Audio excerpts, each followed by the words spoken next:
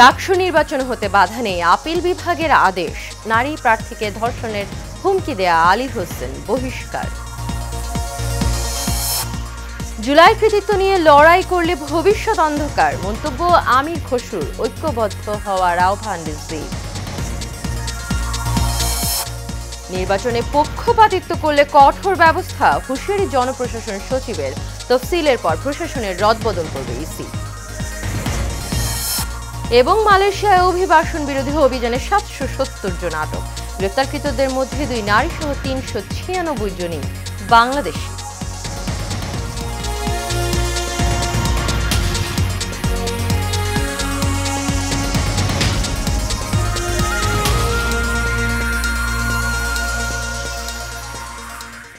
স্বাগত এশিয়ান নিউজে। পুরো সময় জুড়ে আপনাদের সঙ্গে রয়েছে আমি অরণ্য বিনতি ইউনুস। এতক্ষণ শুনছিলেন বিআরবি কেবল ইন্ডাস্ট্রিজ লিমিটেড সংবাদ শিরোনাম। চলে যাচ্ছি বিস্তারিত সংবাদে। আগামী 9 সেপ্টেম্বর ঢাকা বিশ্ববিদ্যালয় কেন্দ্রীয় ছাত্র সংসদ নির্বাচন হতে কোনো বাধা নেই। বুধবার সুপ্রিম কোর্টের আপিল বিভাগে আদেশ দেন। ওই দিন দুপুর 11টার পর ডাকসু নির্বাচন স্থগিত করে দেয় হাইকোর্টের রায়ের বিরুদ্ধে করা আবেদনের উপর শুনানি শুরু হয়।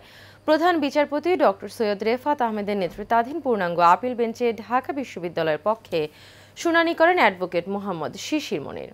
মঙ্গলবার বিকেলে ঢাকা বিশ্ববিদ্যালয় কেন্দ্রীয় ছাত্র সংসদ নির্বাচন স্থগিত করে দেয় হাইকোর্টের রায় বুধবার পর্যন্ত স্থগিত করে আপিল বিভাগে পাঠানো হয়।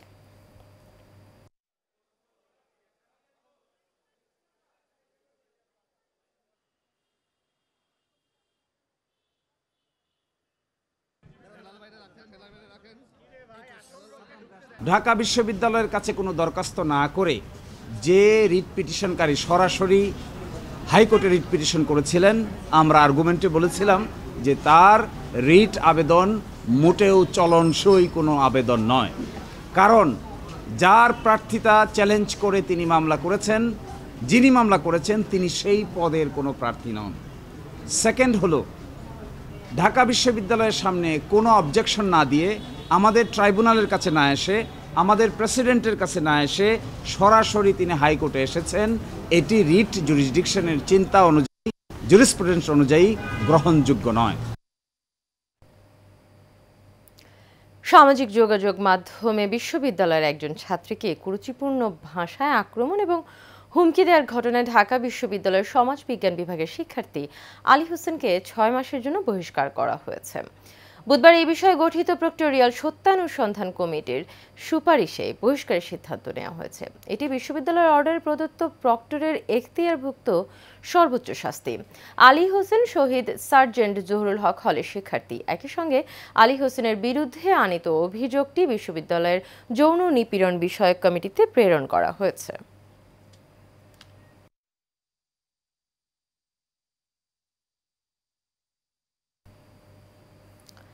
জুলাই আন্দোলনের কৃতিত্ব নিয়ে লড়াই করলে দেশের কোনো ভবিষ্যৎ নেই, এই কনসেপ্ট থেকে বেরিয়ে আসার আহ্বান জানিয়েছেন বিএনপির স্থায়ী কমিটির সদস্য আমির খসরু মাহমুদ চৌধুরী।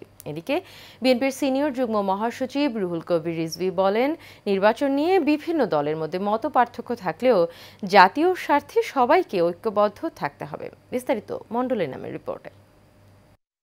রাজধানীর একটি হোটেলে স্কুল অব লিডারশিপ ইউএসএ আয়োজিত জুলাই পরবর্তী রাজনৈতিক ভাবনা ও বাংলাদেশ কোন পথে শীর্ষক সেমিনারে আলোচকরা বলেন, দেশের গণতন্ত্র পূর্ণ প্রতিষ্ঠার সুযোগ করে দিয়েছে জুলাই গণ অভ্যুত্থান। যে কোনো গণ অভ্যুত্থান বা বড় আন্দোলন যখন হয় তখন তরুণরা এটার সামনের সারিতে থাকে। জুলাইয়ের গণ অভ্যুত্থান কোনো ভিন্ন ছিল না, তরুণরা সামনের সারিতে ছিল। কিন্তু আজকে তরুণদের কি অবস্থা?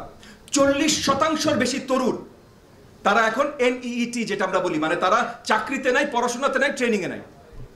তাদের ভবিষ্যৎ তারা অন্ধকার দেখছে। এই জায়গাটার পরিবর্তন দরকার ছিল এবং এই দেশের মানুষ সেটা পরিবর্তন করে দিয়েছে। এ সময় বিএনপির স্থায়ী কমিটির সদস্য আমির খসরু মাহমুদ চৌধুরী বলেন, দেশের বর্তমান নাজুক পরিস্থিতি থেকে পরিত্রাণের জন্য অনেক আগেই গণতান্ত্রিক নির্বাচনের প্রয়োজন ছিল। যে সমস্ত দেশ এই উত্তর বিপ্লব উত্তর মাস আপরাইজিং উত্তর দেশ যত তাড়াতাড়ি ইলেকট্রাল প্রসেসের মাধ্যমে গণতান্ত্রিক প্রক্রিয়ায় যেতে পেরেছে, ওই দেশগুলো বেঁচে গেছে এবং ওই দেশগুলো ভালো করছে। জুলাই কৃতিত্ব নিয়ে লড়াই চলতে থাকলে দেশের ভবিষ্যৎ অন্ধকার বলেও মন্তব্য করেন আমির খসরু। আন্দোলনের কৃতিত্ব নিয়ে যদি লড়াই চলে তাহলে বাংলাদেশের ভবিষ্যৎ নেই।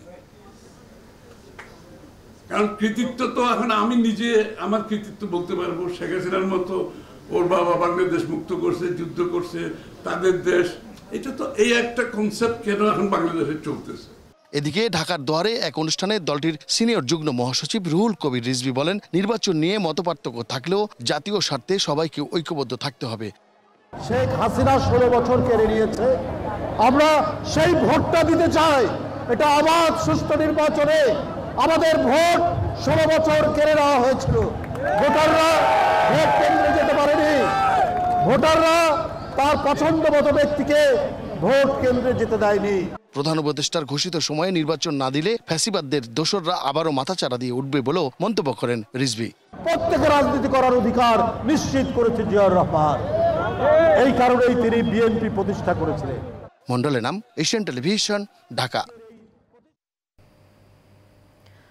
আগামী নির্বাচন রোল মডেল হিসেবে করতে চায় সরকার, সে অনুযায়ী মাঠ প্রশাসনকে নির্দেশনা দেওয়া হয়েছে বলে জানিয়েছেন জনপ্রশাসনের সিনিয়র সচিব মুখলেসুর রহমান। নির্বাচনে কোনো ধরনের পক্ষপাতিত্ব করলে তার বিরুদ্ধে কঠোর ব্যবস্থা নেওয়া হবে বলেও জানান তিনি। বুধবার জনপ্রশাসন মন্ত্রণালয়ের পুলিশের আইজিপির সাথে বৈঠক শেষে তিনি এসব কথা বলেন। তবে লটারির মাধ্যমে ডিসি ইউএনও পদায়ন করা হবে না উল্লেখ করে তিনি বলেন, তফসিল ঘোষণার পর ডিসি ইউএনওদের বদলি করবে নির্বাচন কমিশন। গত তিনটি নির্বাচনের মতো কেউ পক্ষপাতমূলক আচরণ করলে তার বিরুদ্ধে আইন অনুযায়ী কঠোর ব্যবস্থা নেওয়া হবে বলেও জানান মুখলেসুর রহমান। এ সময় আইজিপি বাহারুল আলম জানান, নির্বাচনকে সামনে রেখে 4000 এএসআই নিয়োগ দেওয়ার অনুমোদন পাওয়া গেছে। পুলিশের আইজিপি সাহেব এসেছেন এবং ওনার একটা ডেলিগেশন এসেছেন আমাদের এখানে। যেহেতু পুলিশ রেগুলেশনের দু একটা সংশোধনীর মাধ্যমে তাদের নিয়োগ চলছে বড় আকারে, এই নিয়োগটা যাতে এক্সপেডিট হয় এই জন্য আমরা 71 বেশি মিটিংটা করলাম। ওইটা 4000 এএসআই নিয়োগ দেওয়া হবে। এর মধ্যে 50% হবে সরাসরি আর 50% হবে পদোন্নতির মাধ্যমে। তো সেই প্রক্রিয়ায় আমরা জনপ্রশাসন মন্ত্রণালয়ে আজকে এসেছিলাম, ওই বিধিটা যেটা তৈরি হচ্ছে। মালয়েশিয়ার রাজধানী কুয়ালালামপুরে বড় ধরনের অভিবাসন বিরোধী অভিযান চালিয়ে মাত্র 2 ঘন্টার মধ্যে 770 জন অনিবন্ধিত বিদেশিকে গ্রেপ্তার করেছে দেশটির ইমিগ্রেশন বিভাগ। মঙ্গলবার সন্ধ্যা থেকে বুধবার ভোর পর্যন্ত পরিচালিত এই অভিযানে পুত্রজয়া থেকে আসা ইমিগ্রেশন বিভাগের 106 জন কর্মকর্তা অংশ নেন। অভিযানের নেতৃত্ব দেন দেশটির ইমিগ্রেশন এনফোর্সমেন্ট পরিচালক বাসরি ওসমান। অভিযান শুরু হওয়ার পরপরই বুকিত বিনতাংয়ের জালান নাগাসারি এবং জালান সিলনের সব প্রবেশ এবং প্রস্থান পথ বন্ধ করে দেওয়া হয়। বাসরি ওসমান জানিয়েছেন, অভিবাসনে 394 জন বাংলাদেশি পুরুষ এবং 2 নারীকে আটক করা হয়েছে।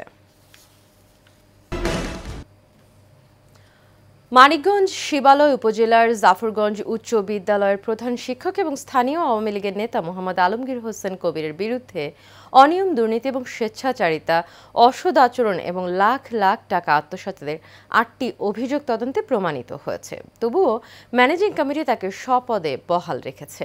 এ নিয়ে শিক্ষার্থী, অভিভাবক এবং এলাকাবাসীর মধ্যে তীব্র ক্ষোভ বিরাজ করছে। অভিযোগ রয়েছে, প্রধান শিক্ষক তার ভাড়াটে লাঠিয়াল বাহিনী দিয়ে অভিযোগকারীদের উপর হামলাও চালিয়েছে। গত বছরের নভেম্বর মাসে শিক্ষার্থী এবং এলাকাবাসী প্রধান শিক্ষকের বিরুদ্ধে বিক্ষোভ, মানববন্ধন এবং সমাবেশ করেন। তৎকালীন ইউএনও মোহাম্মদ বেলাল হোসেন তাকে সাময়িক বরখাস্তের ঘোষণা দিলেও দাপ্তরিকভাবে কোনো চিঠি জারি করা হয়নি।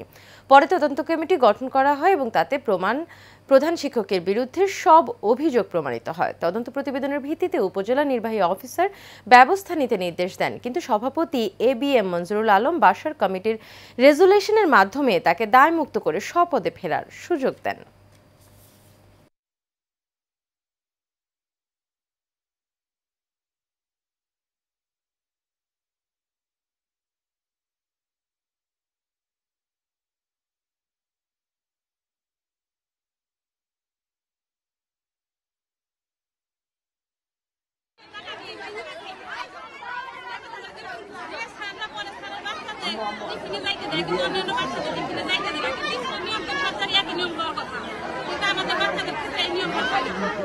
তিনি আমলিগ চলাকালীন অনেক অন্যায় অবিচার করেছেন, স্কুলের প্রত্যেকটা অনিয়ম করেছেন।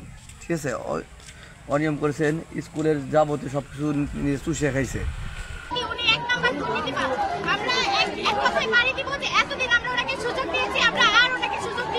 তদন্ত হওয়ার পরে যদি সবগুলো অভিযোগের সমাধান, সবগুলো অভিযোগের যদি শেষ করা না হয়, তাহলে যেই কয়টা বাদ থাকবে সেই কয়টা আবার ঊর্ধ্বতন কর্তৃপক্ষের কাছ থেকে বা অন্য কোনো মাধ্যমে হোক এটাকে সমাধান বা শেষ করতে হবে। শিক্ষার্থী এবং কিছু অভিভাবক একটা অভিযোগ উপজেলার নির্বাহী অফিসার বরাবর জমা দেয়। সেই অভিযোগে তদন্ত কার্য কমপ্লিট হওয়ার পর পরবর্তীতে ইউনো মহোদয় সেই অভিযোগের কপি বিদ্যালয় পরিচালনা পরিষদের সাথে হস্তান্তর করে এবং বিদ্যালয় পরিচালনা পরিষদ রিপোর্টের আলোকে 8টি বিষয়ের উপর আমার কাছে বোর্ড সিদ্ধ করতে হয়। ব্যাপক প্রস্তুতি এবং নানা আয়োজনের মধ্য দিয়ে ব্রাহ্মণবাড়িয়ার নবীনগর উপজেলায় বিএনপির প্রতিষ্ঠা বার্ষিকী পালিত হয়েছে। নবীনগর সরকারি পাইলট উচ্চ বিদ্যালয়ের মাঠ থেকে বিশাল আনন্দ মিছিলটি প্রধান প্রধান সড়ক প্রদক্ষিণ করে নবীনগর উপজেলা পরিষদ রোড প্রেস ক্লাবের সামনে গিয়ে শেষ হয়।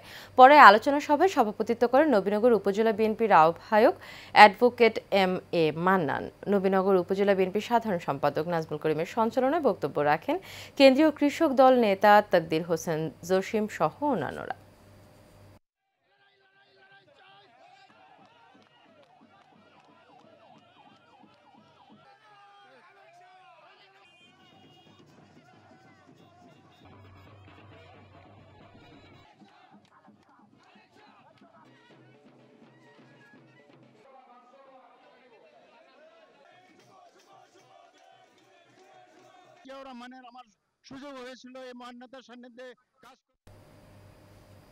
বিএনপির জাতীয় নির্বাহী কমিটির সদস্য এবং সাবেক এমপি বীর মুক্তিযোদ্ধা গিয়াসউদ্দিন বলেছেন, আগামীতে গণতান্ত্রিক দেশ গঠনে যে কোনো ষড়যন্ত্র রুখতে বিএনপি কর্মীরা প্রস্তুত। বিএনপির প্রতিষ্ঠা বার্ষিকী উপলক্ষে নারায়ণগঞ্জের সোনারগাঁও উপজেলার কাঁচপুরে ঢাকা চট্টগ্রাম মহাসড়কে আনন্দ র্যালি শেষে গিয়াসউদ্দিন মন্তব্য করেন। এ সময় আরও উপস্থিত ছিলেন সোনারগাঁও উপজেলা যুবদলের আহ্বায়ক শহীদুর রহমান স্বপন, যুগ্ম আহ্বায়ক আশরাফ প্রধান, জেলা যুবদলের সাবেক সাধারণ সম্পাদক শাহ আলম মুকুল সহ কয়েক হাজার দলীয় নেতাকর্মীরা আনন্দ র্যালিতে অংশ নেন।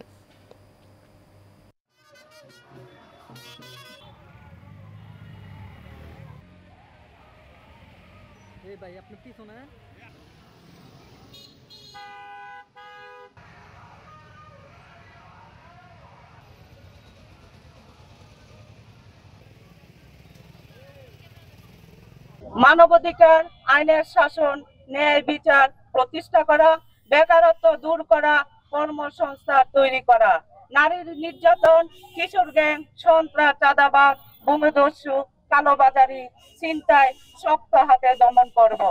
স্বাধীন মত প্রকাশের সুযোগ করে দিব। বিএনপির প্রতিষ্ঠা বার্ষিকী উপলক্ষে চট্টগ্রামে 2 দিন ব্যাপী চিত্র প্রদর্শনী শুরু হয়েছে। পাট শ্রমিক দল কেন্দ্রীয় কমিটির সভাপতি বিএনপি নেতা সাইদ আল নোমানের উদ্যোগে নগরীর কাজীর দেউরি মোড়ে প্রধান অতিথি হিসেবে উপস্থিত ছিলেন ডক্টর সিদ্দিক আহমেদ চৌধুরী। প্রধান বক্তা হিসেবে উপস্থিত ছিলেন নগর স্বেচ্ছাসেবক দলের সাবেক সিনিয়র সহ সভাপতি তোফাজ্জল হোসেন সহ আরও অনেকে। প্রাণবন্ত এই প্রদর্শনী দেখে মানুষ আমাদের বিশ্বাস, আমাদের নীতি এবং আমাদের ইতিহাসের সাথে সংযুক্ত হতে পারবে।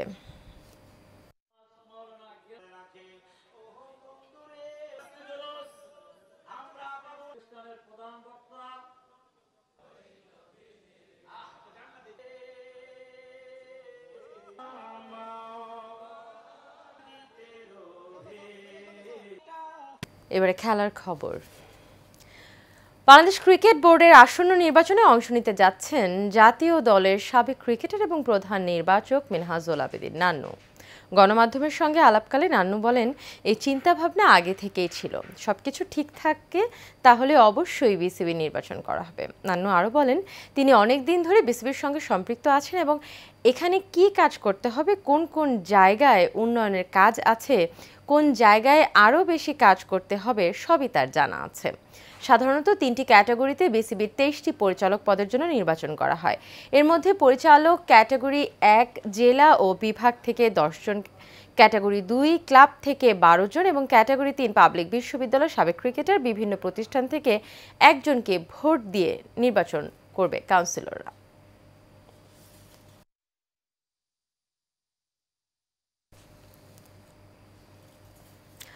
দর্শক, শেষ করবো এশিয়ান নিউজ, তবে যাবার আগে বিআরবি কেবল ইন্ডাস্ট্রিজ লিমিটেড সংবাদ শিরোনামগুলো জেনে নেব আরও একবার।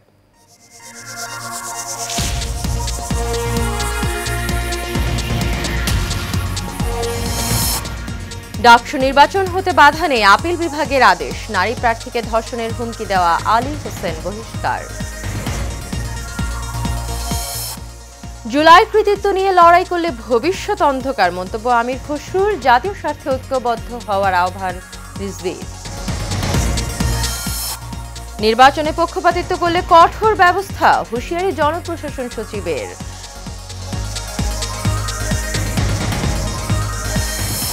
মালয়েশিয়া অভিবাসন বিরোধী অভিযানে 770 জন আটক, গ্রেফতারকৃতদের মধ্যে 2 নারী সহ 396 জনই বাংলাদেশি। এশিয়ান নিউজ এ পর্যন্তই। পরবর্তী সংবাদ দেখার আমন্ত্রণ রইল। এতক্ষণ সাথে থাকার জন্য সবাইকে ধন্যবাদ।